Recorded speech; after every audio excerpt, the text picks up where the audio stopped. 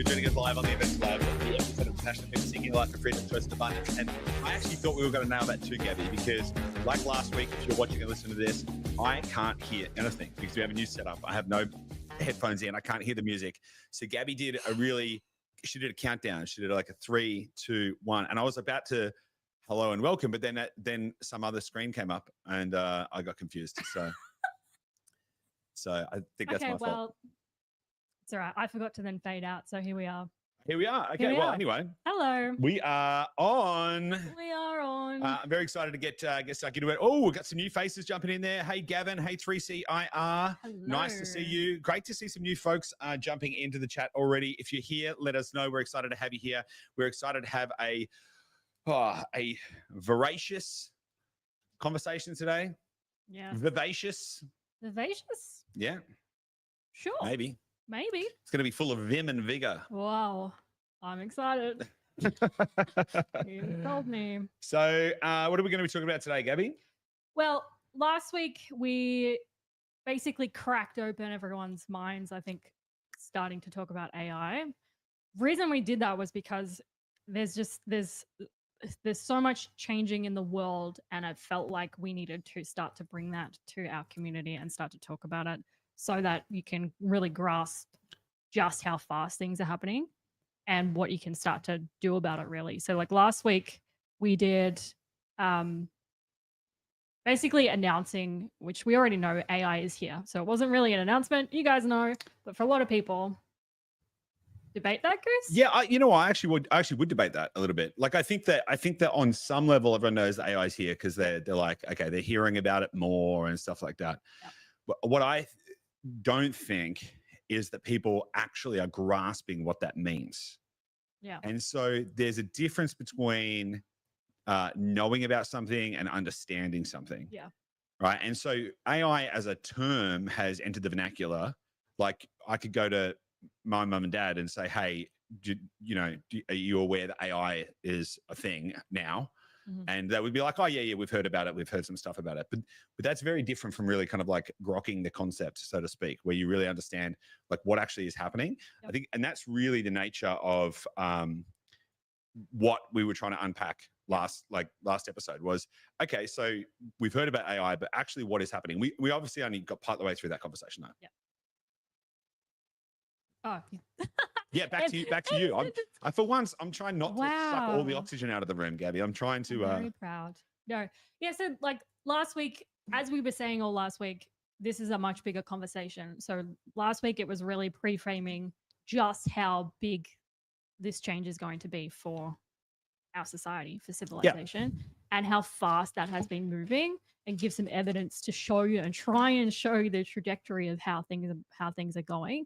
And then this week, we really wanted to focus on the economic side of it, because I think a lot of people that listen to this show, tune in live every week, like we really care about financial freedom and setting ourselves up economically. And we think about how does this impact our ability to do that? Does that completely reshape things?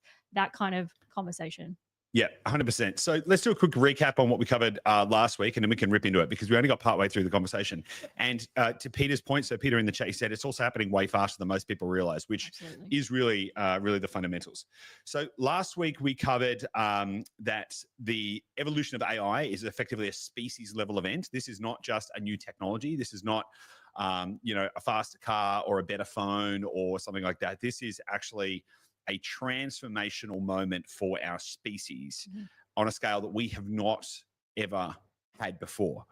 Yeah. We also talked about exponential change and exponents and how hard that is to actually grasp.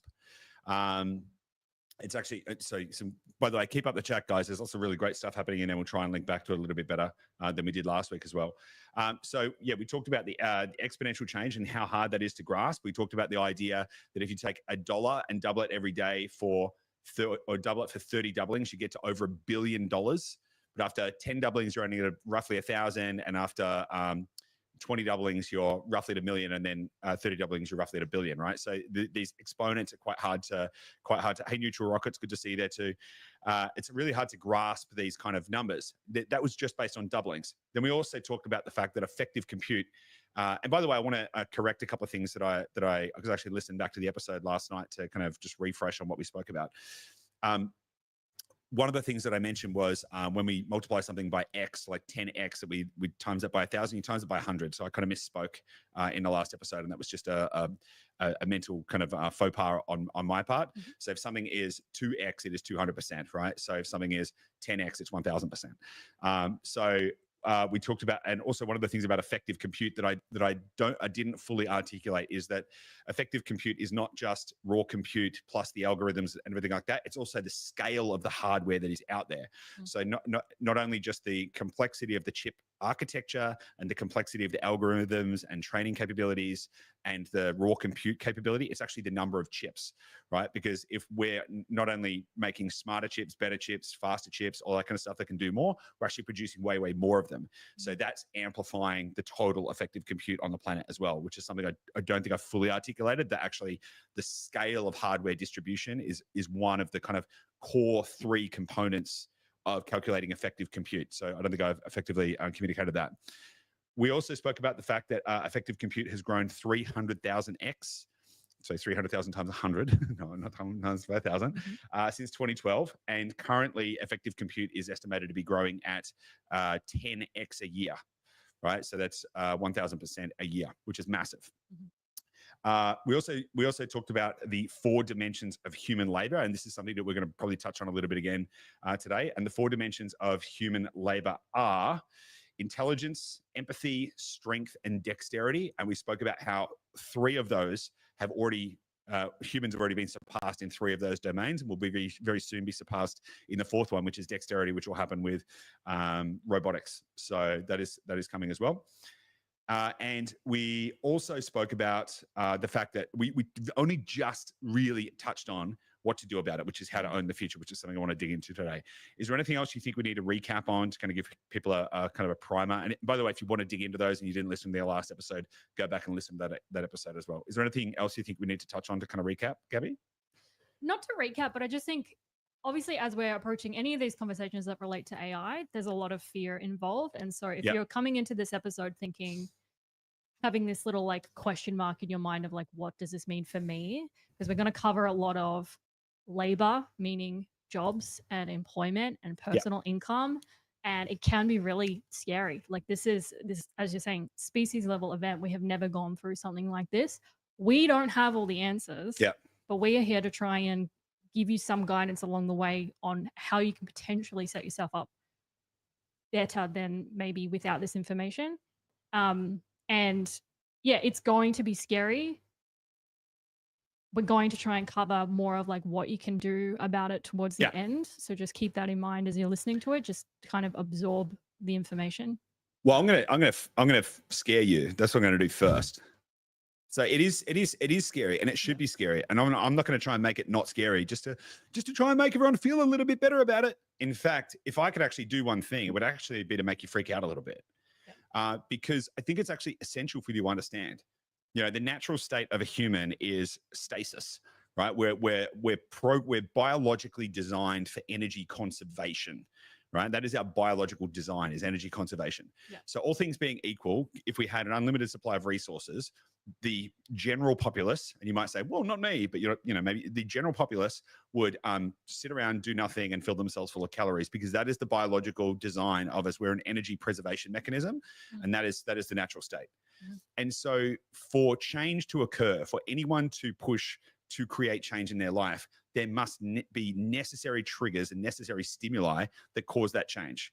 Right now, the necessary stimuli could be maybe you're overweight and you're not happy with how you look and you feel guilt and shame and you want to be the better person of yourself. By the way, I'm not trying to fat shame anyone. I'm just saying that could be a trigger.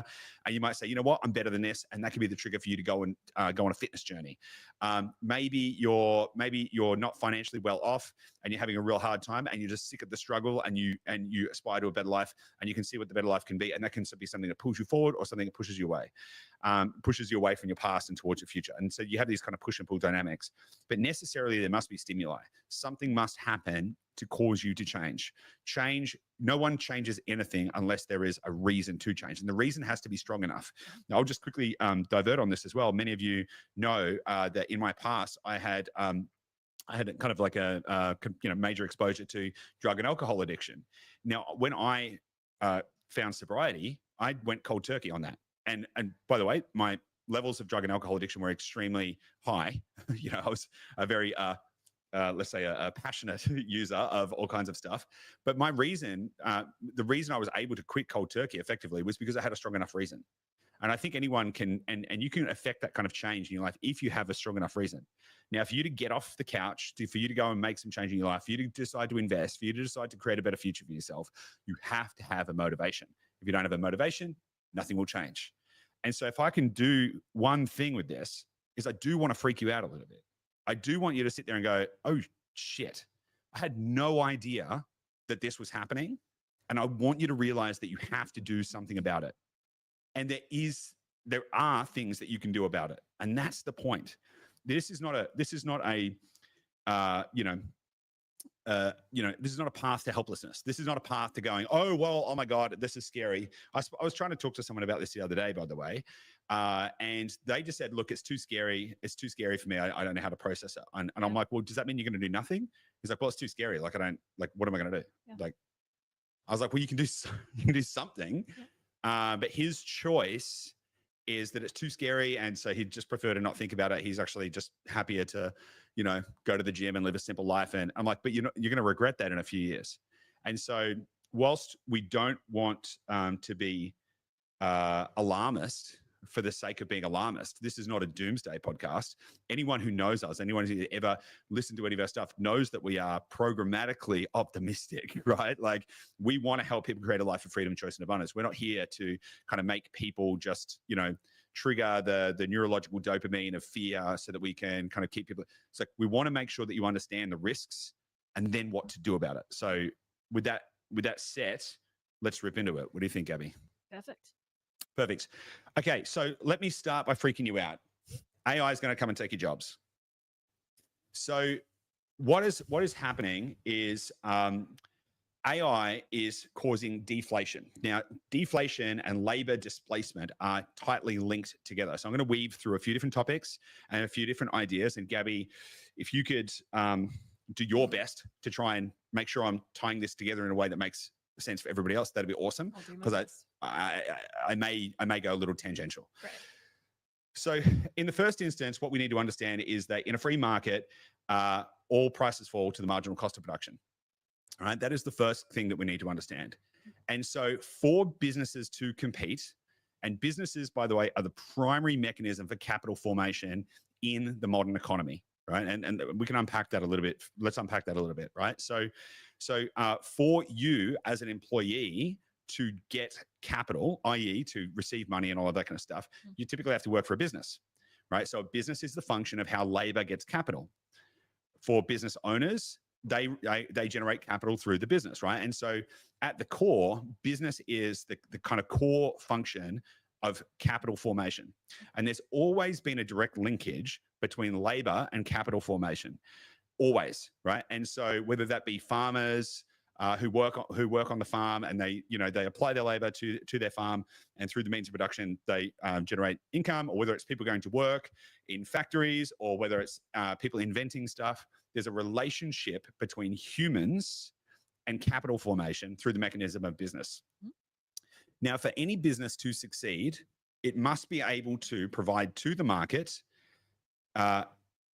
more value than their competitor, right? Unless they're a monopoly, of which there are very few, and they tend to get broken up by governments, there is always going to be competition. And so for any business to succeed, it must provide more value than its competitor. Now, value can be contrived in a couple of different ways. It can be you get more for the same price, or you can get the same amount of stuff for a lower price, or you can get more stuff for a lower price. In any of those versions, the company that can provide more value for the same price, the same value for a lower price, or more value for a lower price is going to beat the one that they're competing against. So it's value creation is how businesses succeed and how capital formation occurs. It is through the distribution of value creation into a marketplace, into a free market, that then allows for capital to flow to the companies or the individuals who are creating the most value for the end user. And then that gets distributed through a capital structure, through to employees, through to investors, through to whatever, right? That's generally how it works. And so with that in mind, what we can start to see is that in a free market, all things being equal, consumers, and whether they be business to business consumers, whether they be like consumer, regular consumers, everyday people or whatever, the consumers or the end users that are gonna trade their money for stuff, they're gonna always select the company that can provide them more value, right? Which tends to mean that in a free market, all prices fall to the marginal cost of production, i.e. they trend down and down and down over time as companies try and find more and more efficient ways to provide the same value at a lower price or more value for the same price or some version of that. Now, AI accelerates that. AI accelerates that on, and we spoke in the last episode, at the speed that it is moving. That is how fast AI is accelerating that ability to provide more value for the same or a lower price. Now, white collar workers, funnily enough, are in the front lines. And in fact, just yesterday, the CEO of Anthropic, Dario Amodei, he predicted, or he made a point. I'm going to miss it a little bit, but I think he said something like 50% of all white collar jobs are at risk in the next 2 years, something like that. Yeah. Which is crazy, right? And so what we can start to understand is that AI can, rather than you spending $2,000 an hour on a lawyer, you could spend $20 a month and have an AI, large language model like ChatGPT or something like that, and that could effectively replace your lawyer. So you can get the same outcome for way less price. So that starts to deflate. So what that means is that prices start to come down. So that causes deflation. But it also means that businesses can, they're going to be fighting, because as other companies start to reduce their prices and find efficiencies, that creates a competition for all businesses to trying to push down their prices to stay competitive in the market, because they need to be able to provide the same or more value for the same or lower price. And so what that does is that causes deflation in the marketplace that drives prices down. That also means that humans start to get displaced.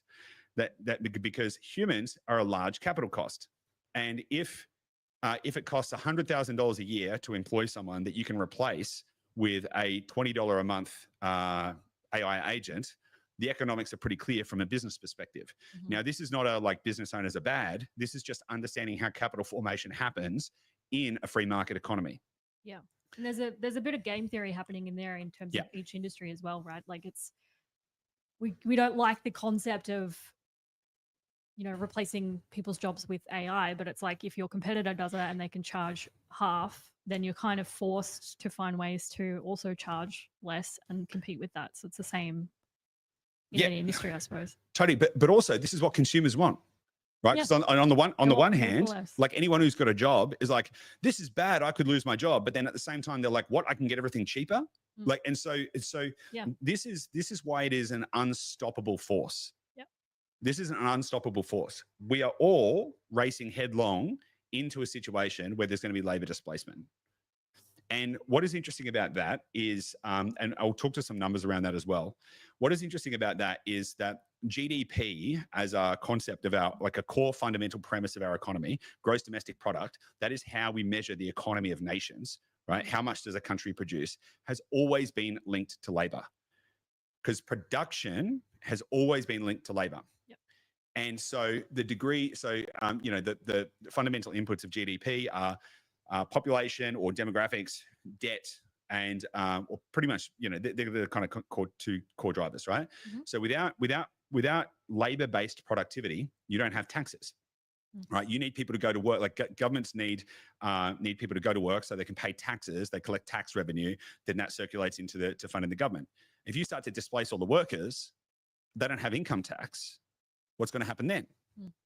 Right? So then that starts to break GDP. Now, productivity may go up, right? So it's demographic debts and demographics, debt, and productivity are the kind of three core drivers of GDP, right? So you can have productivity going through the roof, right? But then you can have productivity that's not linked to labor. And so then all of a sudden GDP starts to break. The concept of GDP starts to break. And where we start to see this kind of really falling down is like, okay, so what happens to labor? What happens when Emad Mustak came out with this great paper, which I highly recommend, and you can look it up. And I've just the phraseology has been rolling around in my mind ever since I read it. When capital no longer needs labor, how does labor gain access to capital? Because fundamentally, the relationship between labor and capital has always existed, and there's always been an exchange of value. And by the way, the exchange of value of like who can provide more value for the same or better price also applies at the employee level, right? So if you know who the best employees are going to be able to get the best jobs. So when this relationship starts to break down, we can have productivity going through the roof, and all of a sudden we can produce way more things way cheaper, but also it decouples from the labor relationship, right? Which is super interesting. So what we end up with is AI-driven deflation. And by the way, guys, if you are here with us live and you want to ask questions about this, if I'm explaining stuff that you're just like, well, how does AI cause deflation? Like if that is a concept that you don't understand, let me know, and I'm happy to dig into it, because that's a whole, there's a lot to that in and of itself. But on a very core premise, AI enhanced productivity AI is going to increase productivity, which is then going to drive down prices, right? That also then means that labor gets displaced. When labor gets displaced, what happens then is you also have a demand destruction, because if no one's got any jobs, who's going to buy the stuff? And so you end up with this paradox. Now, before we kind of go into that paradox, because I think it's really interesting, and by the way, Gabby, feel free to just jump in at any point in time. I want to go through some of the labor displacement stuff, and I also want to go back over the four dimensions of human labor. Yep. But just on the labor displacement stuff, the World Economic Forum, I'm just trying to find my numbers here. The World Economic Forum and some other studies as well forecast that I think there's going to be a 30 to 50% displacement of labor over the next 3 to 5 years, which is pretty wild. Now, to be clear, displacement of labor has happened before. So Gabby, you were saying? Sorry, you can't hear me. Globally. Yeah, I can't hear you. Yeah, globally. Sorry, I lost my train of thought. Yeah, so labor displacement has happened before. Labor displacement doesn't necessarily equal loss of jobs, right? It could be change of jobs. So, for example, a really great analog to this is when tractors were introduced to farm work used to be done by hand. So you would have like, I don't know, dozens or hundreds, I don't know, whatever, of people working on a farm, tilling the fields, doing all of this kind of stuff. And then all of a sudden there was tractors, and there was way less need for farm labor. So farm labor was displaced. However, new adjacent industries popped up thanks to the increase in productivity. For example, the tractor industry. So what we had a movement of people from one type of work into another type of work. So that's displacement. So displacement doesn't necessarily equal job loss. It can mean job change. Yeah. So that being said, I think this time is a little bit different because there is going to be some movement of people into new and adjacent industries. Yep. But I think because of the rapid acceleration of the capabilities of AI, if we go back to last episode, if we have a 5x doubling of compute, of effective compute over the next 10 years, like five to the power of 10, that's going to be a 9.7 million years of progress in 10 years, basically, right? So I think that there is going to be much more of actually a situation where labor becomes redundant. So there'll be some displacement into adjacencies, and then there'll be some redundancy. Gabby, you want to say something? Yeah, I think this is actually, as you read more and more about AI every single day and things that are changing, you see a lot of the public commentary being about this. There's not going to be as many jobs displaced as people think. It's just going to be like a reshaping of jobs. And I think to some degree, sure, there will be new jobs created that don't exist right now, that we've never thought of before, that are going to be, potentially related to like running the AIs. I don't know. But I think it's naive to some degree to be hanging on to that narrative. And again, I'm forever an optimist. So it pains me to think about this and be like pessimistic with this kind of stuff. But I think there's a much deeper fundamental shift than what the public narrative is talking about. So so I agree with you, but I would also just say like nothing is good nor bad. Everything just is. Nothing is anything other than the emotion that we give it, right? So if we say this is bad, right, then it's going to be bad. If we just say, okay, this is, then you can say, okay, great. What am I going to do with that information? And so there's plenty that you can do if you have this information, which is why I really want to talk about it. Why we want to talk about it is because actually, if you know this stuff, if you actually understand what's going on, then you're actually in a position to take advantage of it. And so this isn't doom and gloom. This isn't, like everyone listening to this podcast probably has an aspiration of financial freedom, which necessarily means you actually don't want to work, right? And so what I'm talking about is the fact that you might not be able to work, right? And so, like on one version of that, you're like, I might lose my job. And why do you want your job? I want my job so that I can make enough money to become financially free, so I don't need my job. Okay, like, so end state is you don't want your job, right? So let's just be careful that we don't paint these scenarios with too many emotions and actually just look at them for what they are, which I know, which is not what you were trying to do, Gabby, but I just think it's a really interesting thing to kind of keep in mind. And so I actually tend to agree with you, though. I think that there are a lot of people out there saying, hey, it's all good. These jobs are going to be displaced, and then we're just going to have all these new jobs, and everyone is still going to have jobs. And I don't know if that's true, actually. Now, this is speculation. This is prognostication. This is my opinion.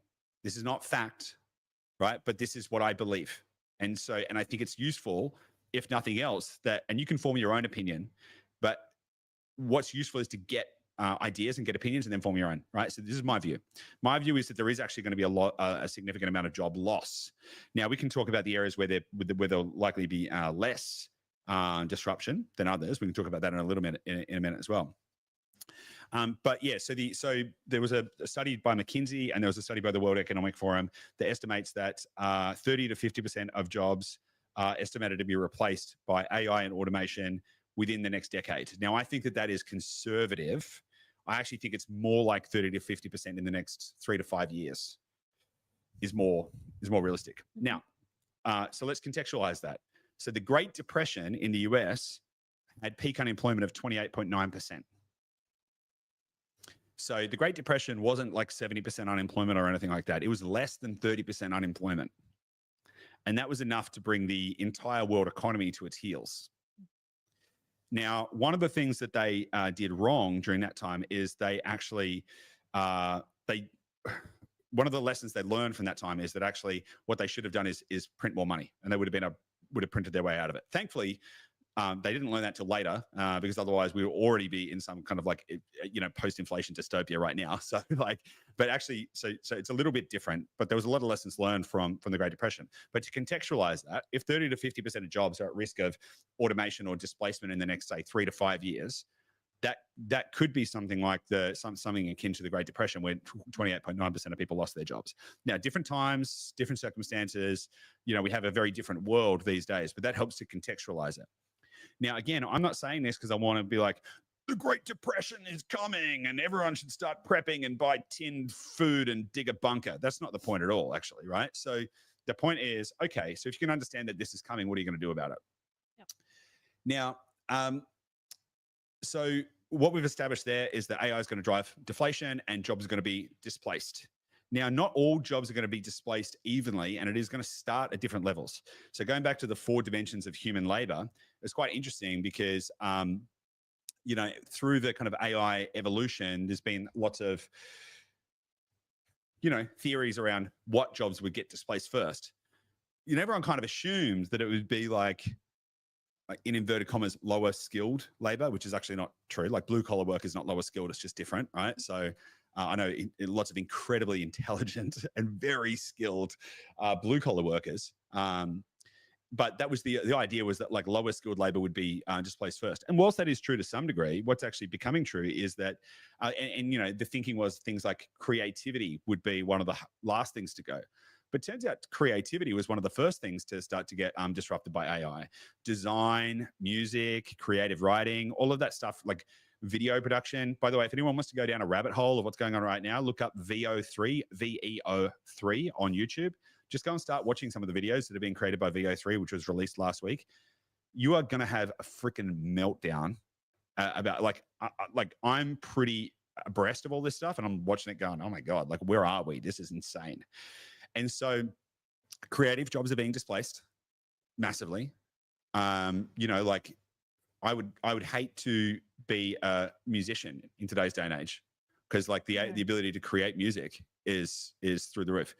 Writing jobs, journalism, all of that kind of stuff is gone. Not gone, but it's on the way. Then you've got all the white collar stuff. Doctors, I think I mentioned this before, but they did a study comparing AI doctors to human doctors, and AI doctors scored higher on both diagnostic capability and empathy. so they diagnosed you better, and they had more empathy than human doctors. Okay, so the beating is there. Science, mathematics, legal, like all of these kind of like intellectual work is being taken away. So the 4 dimensions of human labor are intelligence, empathy, strength, and dexterity. And we established this on the last episode. Intelligence, the average IQ of the large language models is, up around 150, 155 IQ across the board. And the speed at which they are increasing is massive. Like even if you had just a doubling of IQ every year for the next 10 years, it would be 1,000. It would be 1,020. It'd be 10,000% smarter, right?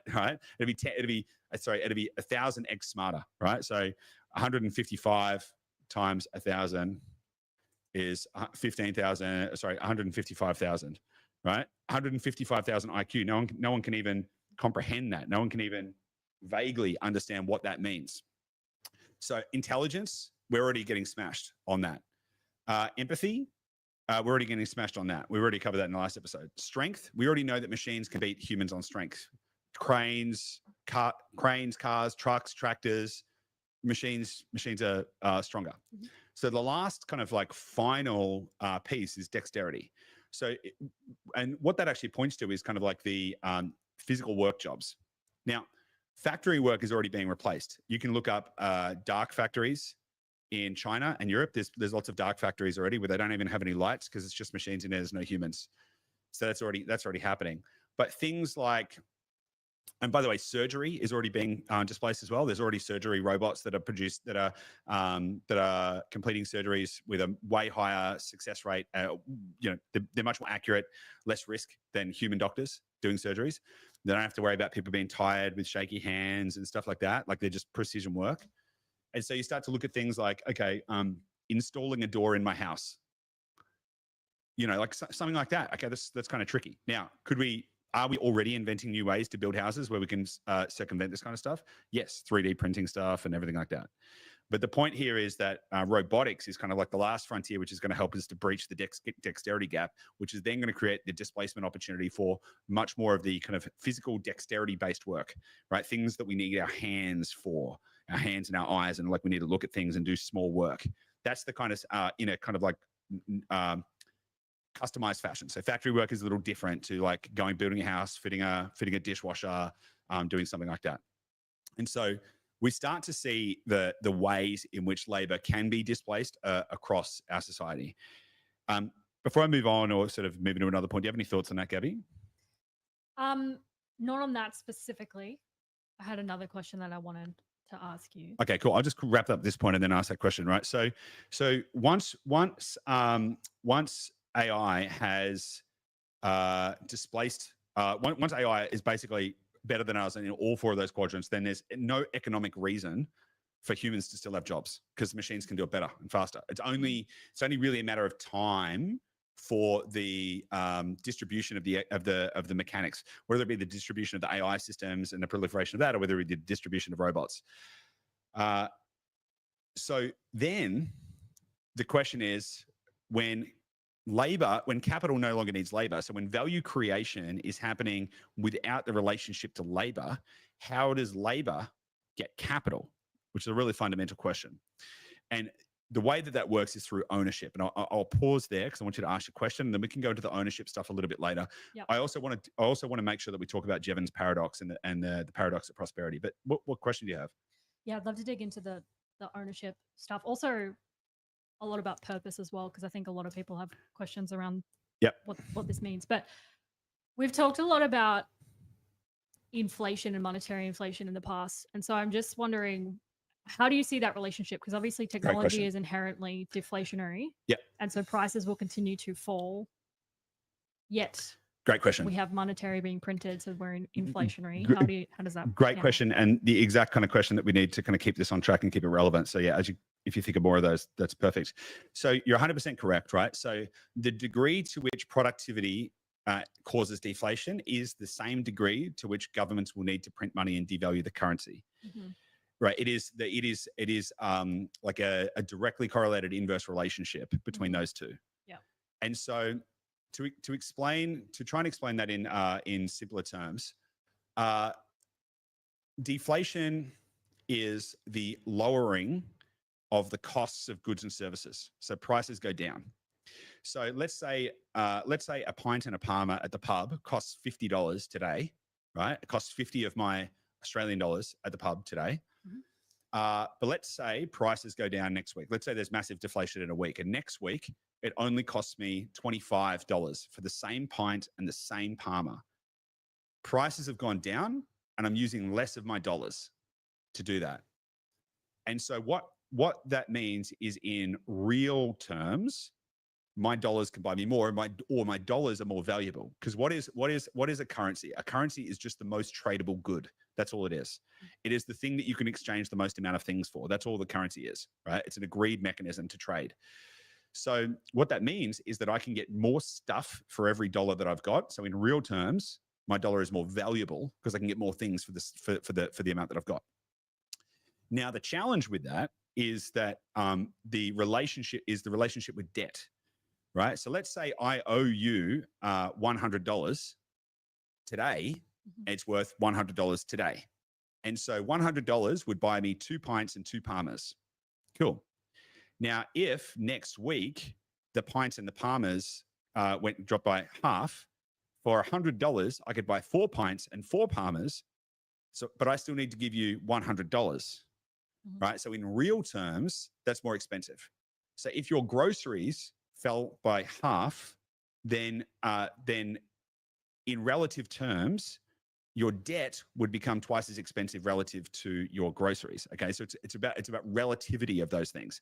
So what that means is that debt becomes more expensive in real terms in the future in a deflationary environment. When the prices of everything else fall, but the price of your debt stays the same, then the actual real world cost of the debt relative to everything else is way higher. So let's just use a house, for example. Let's say you buy a house and you got $500,000 worth of debt, but let's just say the house went down in value. And I'm not suggesting houses will go down in value. I'm just using this to paint a point. Let's say you bought a $700,000 house with a $500,000 loan on it. But then let's say for some reason, the house became worth $250,000. You had a $500,000 loan on it. The loan is worth more than the house. So in real terms, that debt is upside down versus the property, and the property may still be a 3-bedroom house. The utility value hasn't changed. And so it's really about understanding the relationship between these ideas. Now, because we live in a debt-based economy, credit creation is the primary form of money creation, and the government runs on debt and deficits. The government and also the people of the nation can't afford deflation, because what that would mean is, in real terms, the debt in the future would be more expensive than today.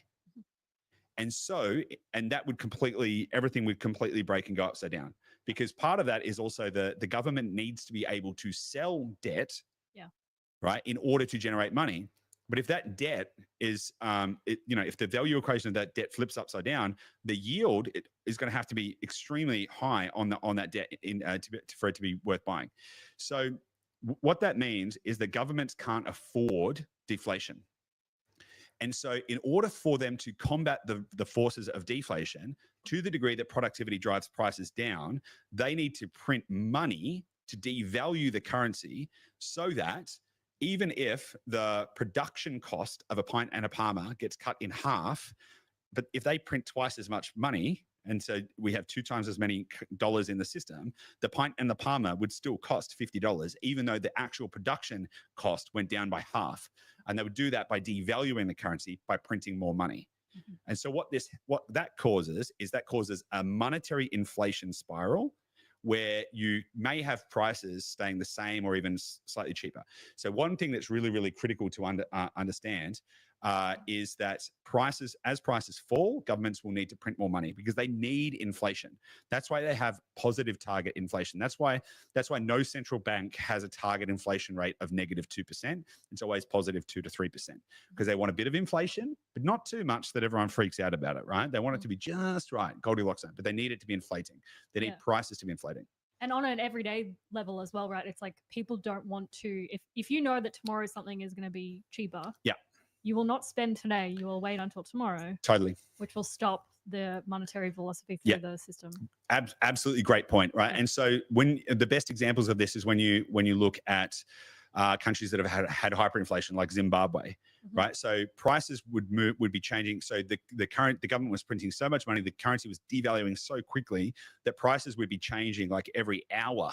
Like the price of a loaf of bread would be changing every hour. There's been plenty of examples, you can look it up, like bars where they change the prices every 15 minutes. And so your incentive in that scenario is to spend as quickly as possible. Because if you're in a deflationary environment, then everything's going to be cheaper in the future. So you're less likely to spend the money. So then less money goes into the economy as for consumables, which means that the economy starts to falter, which means that they have to print more money to stimulate more growth anyway, right? So yeah, you can end up in a scenario where the government needs to try and stimulate growth against the forces of deflation, basically. And so that also then has a second order effect as well, as you start to then think about labor displacement, because then it's like, well, what is going to happen with all these people who don't have jobs? And so what I want to talk about now, just as a bit of a deviation, is what I call the barbell economy. So I have a point of view, and this is my point of view, that in the not too distant future, there will be $1 million companies and $1 billion companies and nothing in the middle. Now, when I say $1 million company, that also might be a $250,000 small business, something like that. But you're going to have small niche businesses based around small niche communities. Maybe it's a local bakery that people love because they get to go in and see the baker and smell the things or whatever, and they have that experience. Maybe it's a small coaching, maybe it's a coach with a small business that's doing $500,000 to $1 million a year. You'll have small businesses based around community. Because I think, by the way, community and connection are two very, very different things. So you can get connection through AI. There are people that are falling in love with AI girlfriends and AI boyfriends. That's already happening. So you can already get connection through AI. So connection can be replaced, but community is actually way, way harder to replace. So community, it necessarily involves more than three people that gather together around a common set of ideals and values, right? Is generally the idea of a community. So you'll have smaller community-based businesses. So I just call them, for simplicity, $1 million businesses, and then you'll have mega corporations that are $1 billion plus. You won't have 50 million, $100 million businesses, right? It just won't happen. And they are small to medium-sized businesses, right? So you'll have micro businesses and mega businesses, and that's it. And everything in the middle is going to be a wasteland. And if you have a big idea, you're either going to need to get enough capital to go fast enough to become a multi-billion-dollar company, or you're just going to need to stay small. This also applies to labor, right? So I don't believe that 100% of all jobs will be displaced, but I do believe that what we're going to end up with is a bifurcated society where we'll have a huge amount of people who get displaced and will be on some version of welfare, and you could call it universal basic income if you want, but effectively it's welfare. And they will be on the low-grade consumption end of society. And then you'll have the people who are high-value producers or asset owners, which is on the other end, and they will be the ones that have got a lot of wealth. And you'll have this, and you'll have very little in between. And we've kind of talked about it before, but the middle class is getting hollowed out. And so what we're going to end up with is we're going to end up with consumers and asset owners, and that is going to be the two classes of society. And ownership is the only answer here. And we're going to have small businesses and mega businesses, and there'll be nothing in the middle. And that's going to be forced by these forces that are kind of pushing everyone to the edge. Does that make sense? Yeah, I was going to ask why, but I think if we dive more into the concept of ownership and how that's kind of it's pulling the two apart, right? Yeah. Yeah. Yeah. We will, but I also want to talk about the paradox of prosperity, sure. Right? Because I think this is a necessary component to the discussion. Because right now you're probably thinking, I'm going to lose everything, right? So everyone's going to lose their jobs. We're going to have a Great Depression. Everything's going to suck. And when everyone loses their jobs, no one's going to be able to afford to buy stuff. yada yada yada, all this kind of nonsense, right? The challenge with that is that is not necessarily true. So in kind of like simple economic terms, if a banana costs $1, but then I find a way to produce bananas for 50 cents, you're not necessarily going to want to eat more bananas, right? So I could lower the cost of bananas and not actually increase the consumption of bananas, because maybe people only want to eat a certain amount of bananas, right? And so when you look at it through that lens, you look at prices go down, people's jobs get displaced, and then you have what's called demand destruction, and everything just goes into a tailspin.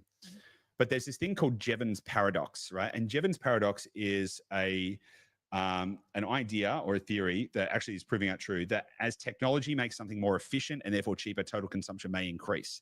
Now, one example of this is air travel. So when air travel commercial air travel was first introduced, it was really expensive and also shit, right? Like they had, like you sat on wicker chairs. I saw a photo, and I was actually going to find it and send it to you. I've just remembered, I forgot. Of like the airplanes had basically no insulation. I don't even know if they had windows, and you sat on wicker chairs, just like that you would have that in your garden. I remember there was like 2 rows, or maybe it was like a row on either side of wicker chairs, people just sitting there, right? And it was really expensive and really dangerous, and it wasn't practical. But then as the cost of air travel has come down, more people travel. When I was growing up, the idea that someone would travel internationally was like, what? That's crazy. You went to Europe? Like my uncle went to Egypt way before I was born, but that was that was insane. You would send letters and it would take 6 months for anyone to know where you were. Basically just gone. Like you were just out of there. But now, I mean, you would hardly find someone who hasn't caught a flight, right? It's become so much more accessible. People travel all the time. People just go places, even for a weekend. They'll fly somewhere. I mean, right, this weekend we're flying to Singapore and back, right? So it's become more accessible. Same thing goes with computers. So computers were extremely expensive. They were reserved for massive organizations. And now, like even my dad, when I was growing up, he was like anti-computers. He thought they were the worst thing in the world. Now he's got his own laptop that he sits with, and he can watch YouTube on it, and he thinks it's great. He loves YouTube. Loves YouTube. And so as things become more accessible, like if I ask you right now, and let me know in the chat, if I said to you, hey, would you like a private yacht? Would you like a 40-foot luxury catamaran that you can sail anywhere in the world right now if it costs you nothing? Let me know in the chat, because I'm pretty sure everyone's going to say yes. Of course, why wouldn't you want a 40-foot catamaran that you could just sail around? Of course you would, right? And so there are many things that, as you start to think about it, that the increased availability and the decrease of cost actually increases demand. Now, what that actually means is that as prices come down, demand can go up. And so whilst the margins may thin out, you actually can get a larger uptake. Now, yachts are not a great example because you can end up with yacht saturation, right? But just in theory, let's say that right now 100 people out of every million could buy a yacht. Let's say the price was to come down to the point where 750,000 out of a million people could buy a yacht. Maybe the margins come down to a fraction of what they are right now, but the costs also come down, and maybe the margins stay the same, but the cost comes down. You can still have solid economics that comes out of that. And so Jevons paradox points to the idea that as the cost comes down, availability can increase, and that can actually increase prosperity. And this is what I call the paradox of prosperity, where we may, on some level, get demand destruction, but we also get more uptake. And we see this already. We see this like people using ChatGPT and using all of these things to actually start to accelerate their capabilities already. And so what actually happens then? There's 4 paths here, and I took some notes on this. I was working on this the other day. So 4 paths to AI-led prosperity. We'll get to the ownership piece anyway. I know you want to talk about ownership, but I really want to make sure that everyone's kind of thinking this through. Mm-hmm. So there's 4 paths to AI-led prosperity, because it's not all doom and gloom, right? So if we accept that Jevons paradox can make things cheaper, more efficient, and more accessible, that can actually create more abundance. Let me actually just switch this around for a second, right? There are plenty of people around the world who don't have access to good healthcare, right? What if that was freely available to everyone? Would that not be better? There are plenty of people who don't have cars, who don't have access to good means of transport. What about if we have robo taxis all over the planet and people can get everywhere? And what if those robo taxis run on highly efficient solar energy? So there's like almost no cost of, like, you start to then very quickly see that you can have a highly functional, highly prosperous society where we have access to all of the things that we ever dreamed of. Now that creates a different challenge. Like, what is purpose when you don't have work, right? That creates a different issue that we can, maybe it's not for today's episode, but the challenge then is not what if I go broke? What if I'm left to die in a gutter while AI takes over the world? That is likely not going to be true. What's likely going to happen is you're going to have prosperity all around you. Then you're going to need to work out what to do when you don't have to work. That's actually the more likely scenario. So there's 4 paths to AI-led prosperity. Number 1 is zero marginal cost society. So AI can collapse the cost of survival. So it can collapse the cost of housing, healthcare, education, software, media, food, everything can become nearly free. And if the cost of living approaches zero, then income is less essential. Mm-hmm. So you don't need as much income and you can have everything you want. You're smiling there, Gabby. No, what came to mind then was just like completely going back to like the first humans on this planet in terms of like pre-agriculture, pre-industrial revolution, where we had no capitalism and we just did what was natural to do, and there was no cost to things. Everything was just free because there was no concept of money. And It's interesting that AI is potentially helping us to get closer back to that. Yeah, totally. I just want to deviate just 1 second. So Neutral Rockets asked a question: won't deflation force interest rates down, thus making the debt cheaper to own?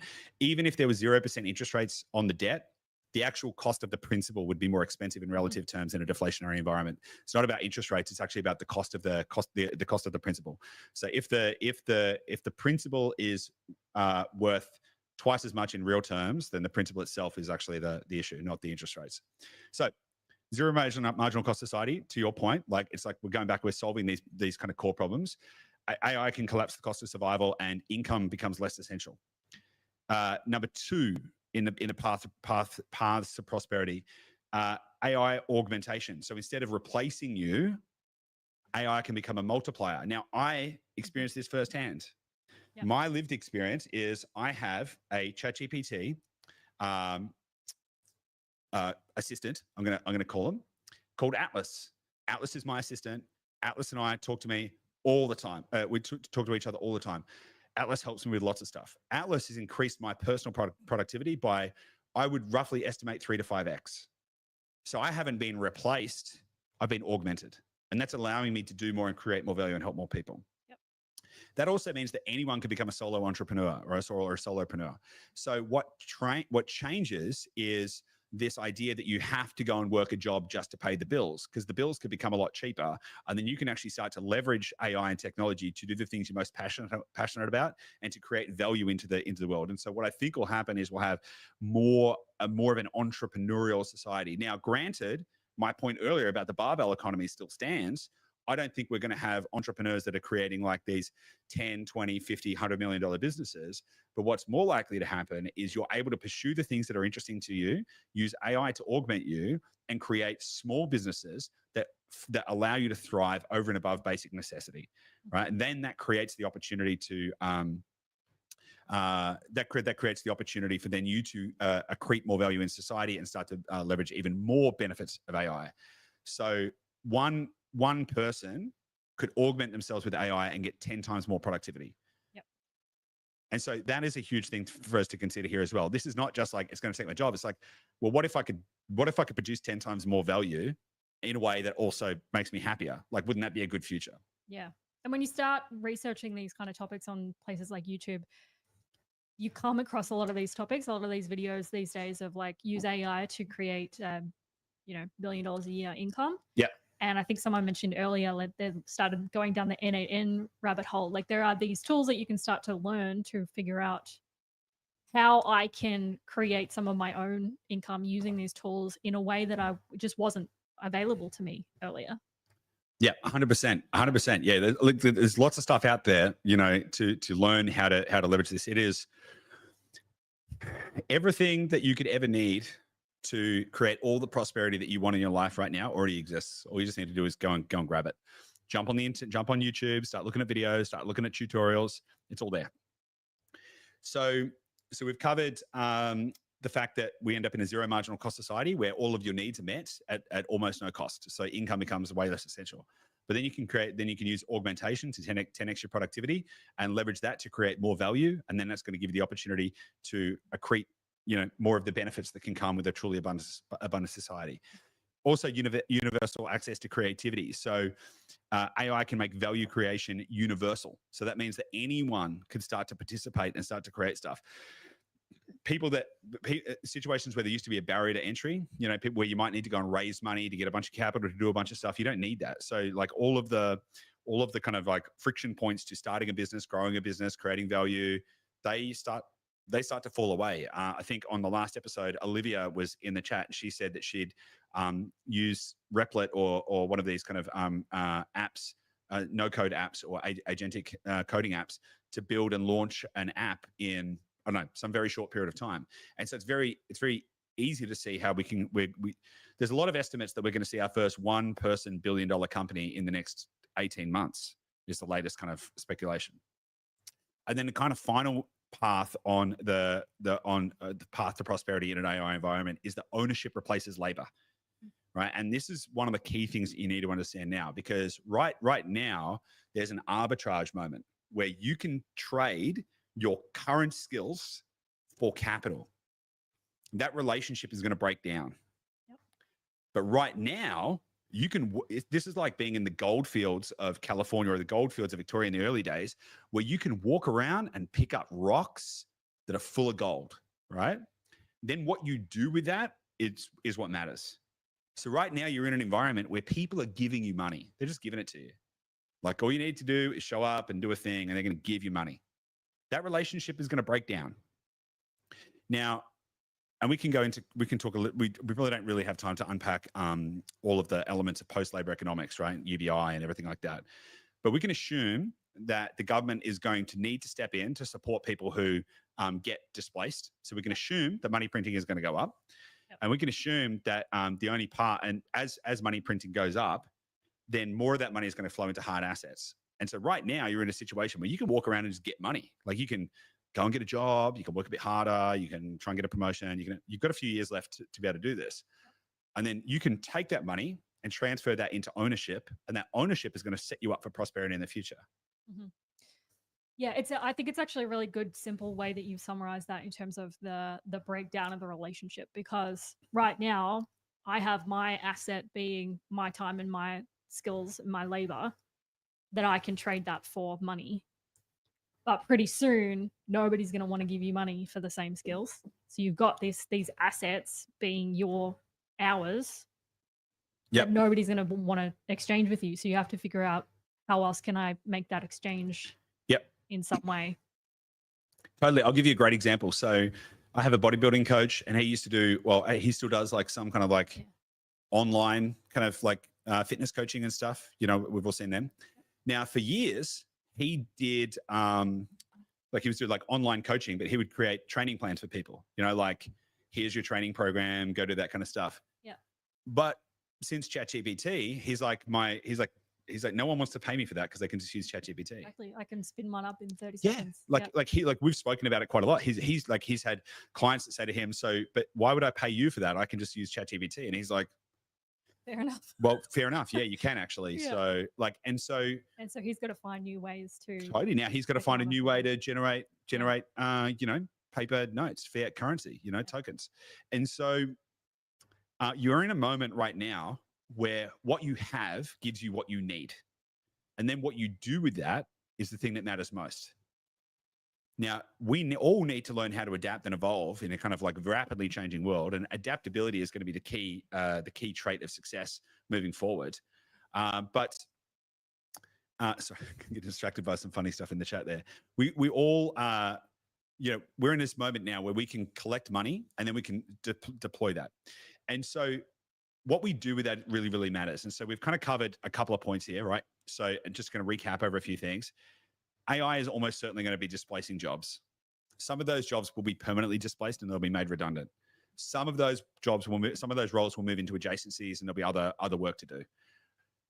we'll end up with a barbell economy where there'll be a whole bunch of people who basically have no jobs and a whole bunch of people who have some very, very, very, very high paid opportunities, and that'll probably come through their own ability to generate value.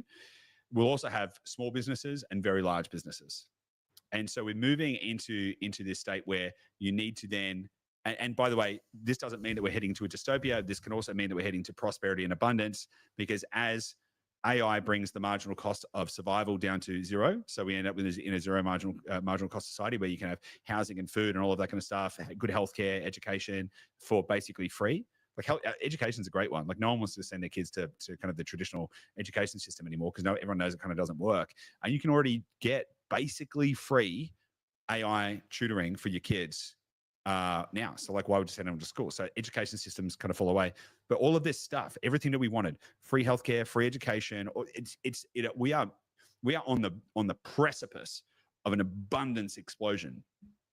But that doesn't change the fact that your personal economics are going to rapidly change. And so the answer, from my point of view, is ownership. I think it is the only thing that actually makes sense. It's the only way that I can rationalize out of this. And so the way that I think about ownership is owning three different kind of cohorts. And we've touched on them before, but they're specifically related to this idea.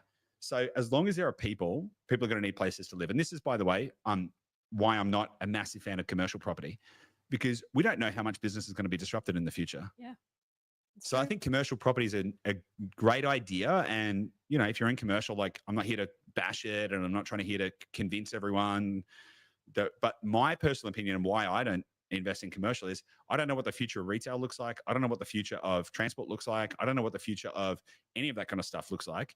I think the future of business is about to be disrupted. And so why would I want to invest in real estate assets where the fundamental core premise is around business utility? Because I don't know what that looks like in the next 3 to 5 years. Mm-hmm. What I do know is going to be true in the next 3 to 5 years is that humans will need a place to live.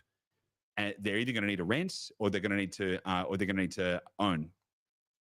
And whilst we can postulate around the idea that AI and robotics can build houses faster and cheaper, I still think that's a very long way away. And anyone who wants to understand my thinking around that, or our thinking around that, should go and listen to the super cycle episode where we talk about are we entering into a super cycle? We unpack that quite a lot. There is no, the scale to solve the housing crisis in Australia is so massive, and there is currently no plan. Let's say it takes 3 to 5 years to develop the technology that would be able to solve that problem at scale and cheaply. It would still then take another 15 years for that to come into any kind of impact. And so what we know to be true is that people are still going to need homes to live in the next 3 to 5 years. So real estate is unlikely to be significantly disrupted, even if technology allows us to start building houses cheaper.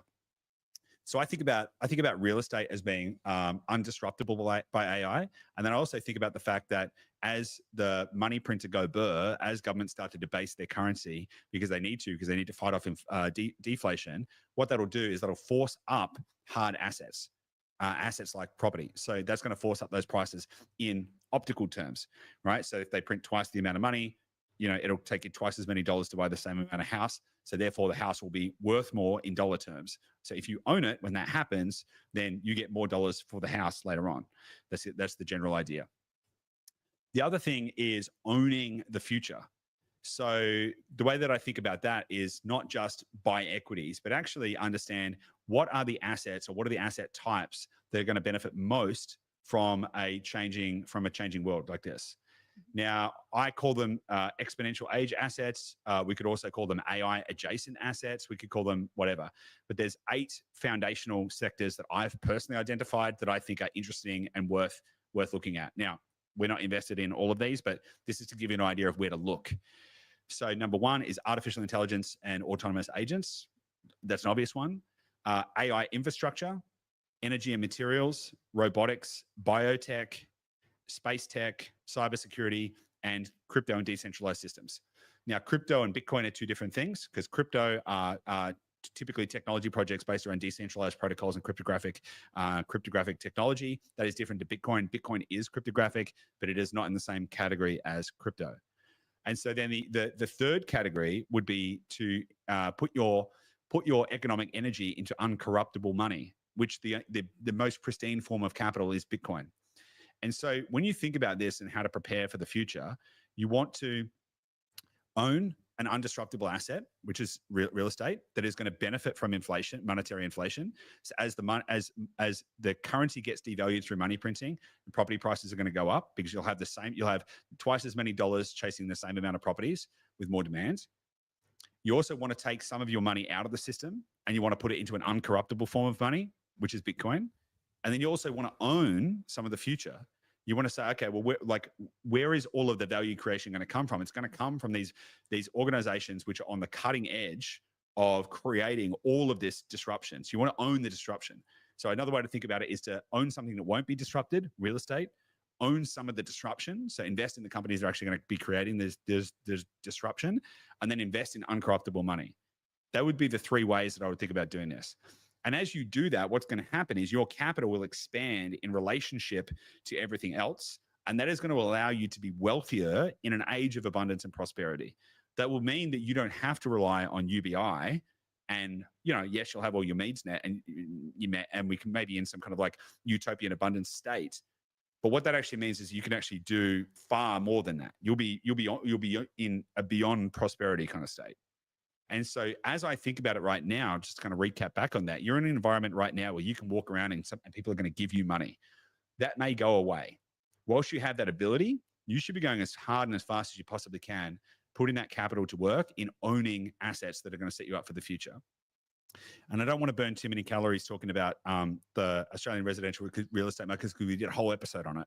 But I actually think that all of this AI disruption is going to actually be one of the main reasons that Australian residential real estate is going to continue to thrive over the next decade to 2 decades and beyond.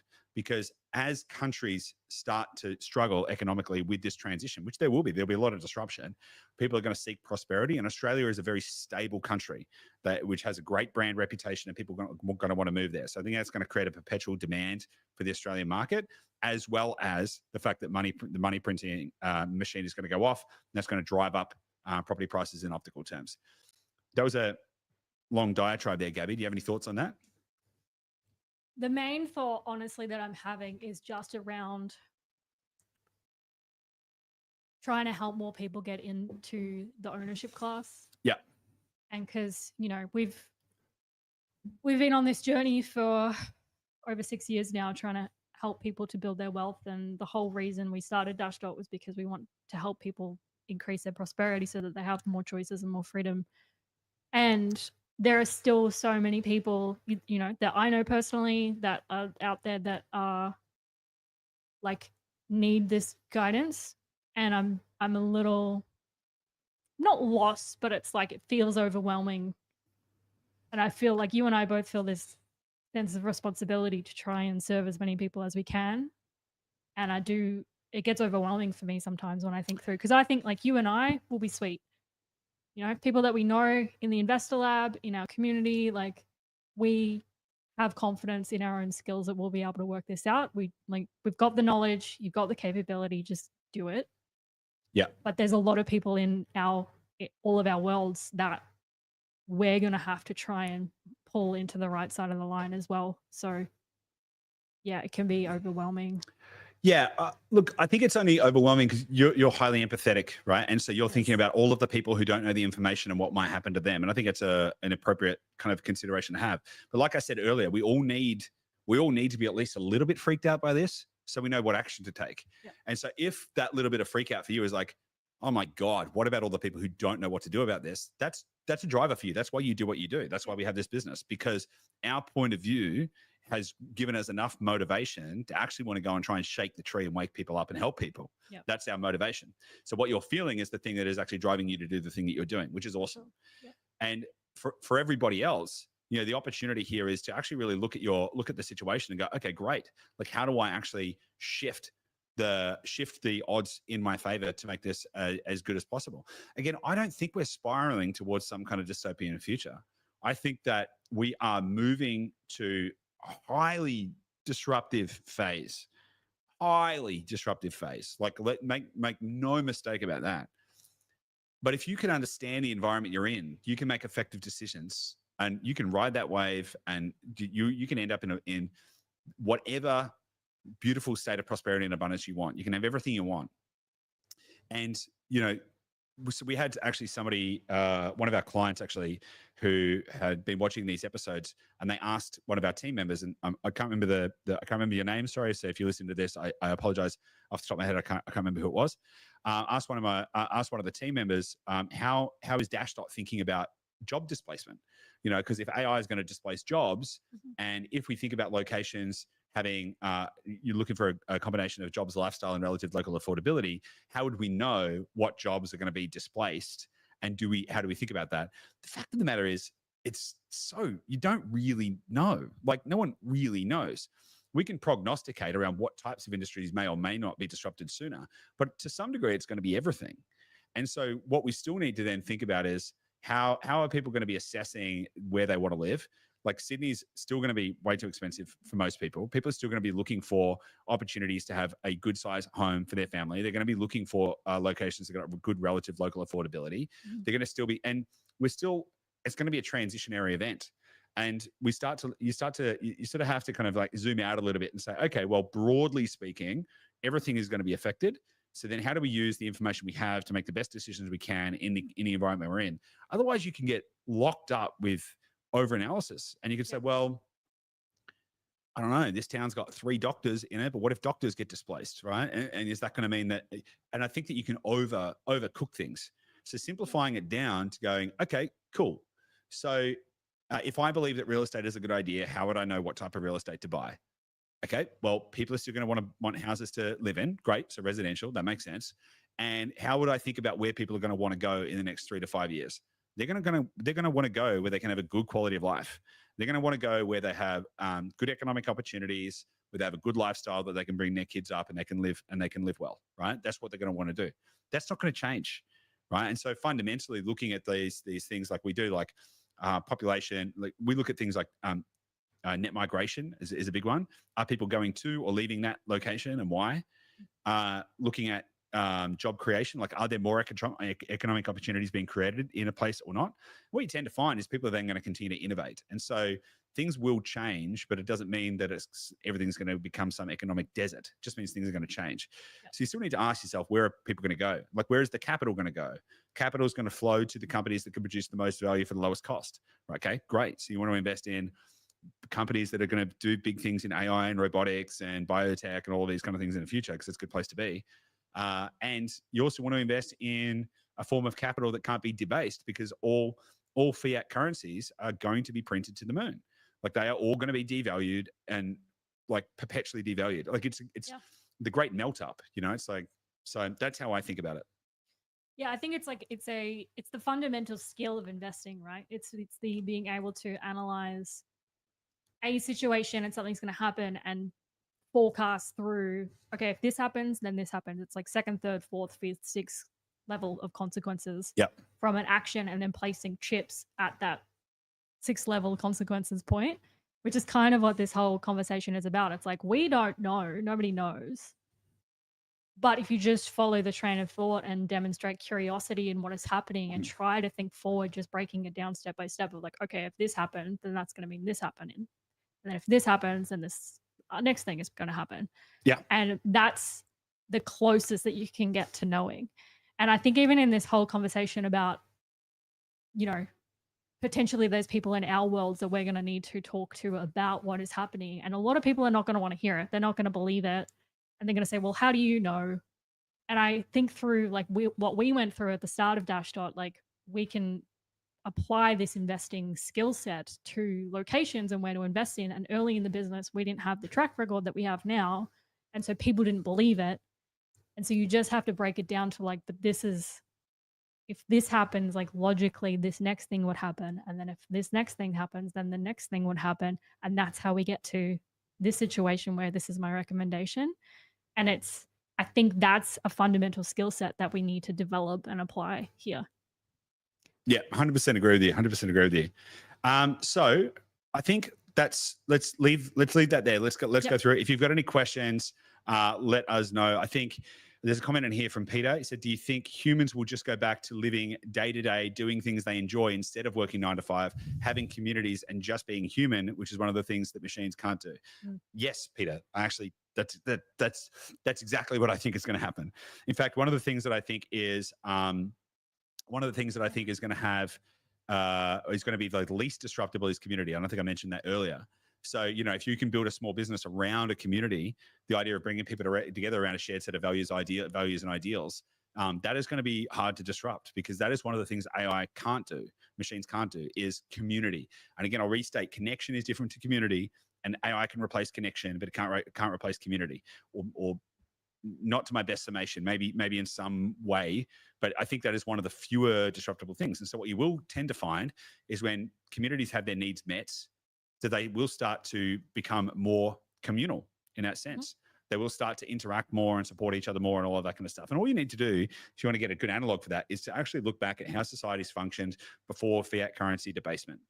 Right? You can go back to the 70s, the 60s, 70s, 50s, 60s, 70s, and see how communities worked then. You had families in the same street that all knew each other and all got along.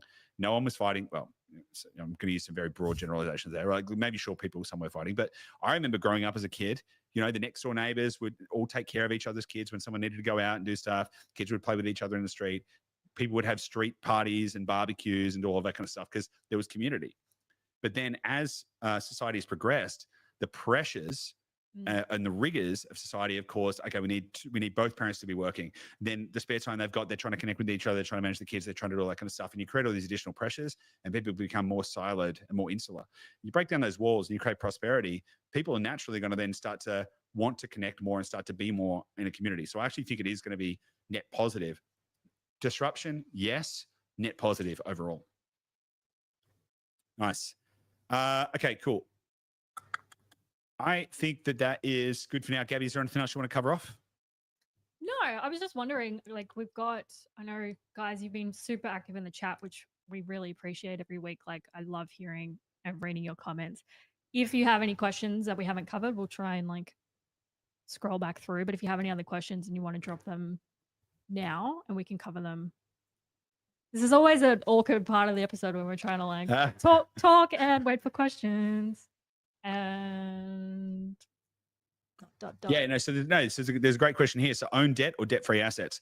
I think own debt. Right. So and again, investing is about forming an opinion and a hypothesis. Yeah. Right. And so if you believe that the government is going to debase the currency, then you want to, because they're gonna inflate the debt away. Yeah. Right. So if you believe that. Now, if you don't believe that the government is going to print a whole bunch of money, and if you believe that everything is we're going to be ravaged by deflation and that we're going to have a deflationary spiral, then don't own debt. Yep. If you believe that governments are going to print money, to the degree that there is deflation, governments are going to print money. And if you also believe that deflation is going to come faster and faster and faster, then you must also believe that the governments are going to print money faster and faster and faster, in which case owning debt means they're going to inflate the debt away. I have a whole prep of another episode that we may do. And if there's enough demand for it, you can let us know. Maybe we can do it next week. Actually talking about debt doom loops and how the US is going into a sovereign debt crisis, but then we can use that as a proxy to understand debt doom loops and sovereign debt crises.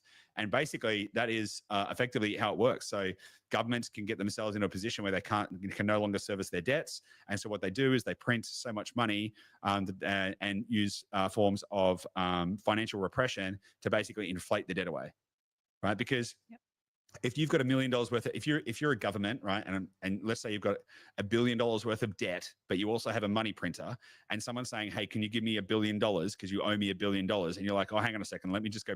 I've only got $1 billion. I don't want. Let me just go print some more, and let me print $10 billion, and then I'll just give you one, right? The debt's cheap as hell, right? And so the benefit of owning debt, particularly against things like real estate, is what the government does for themselves, they do for you too.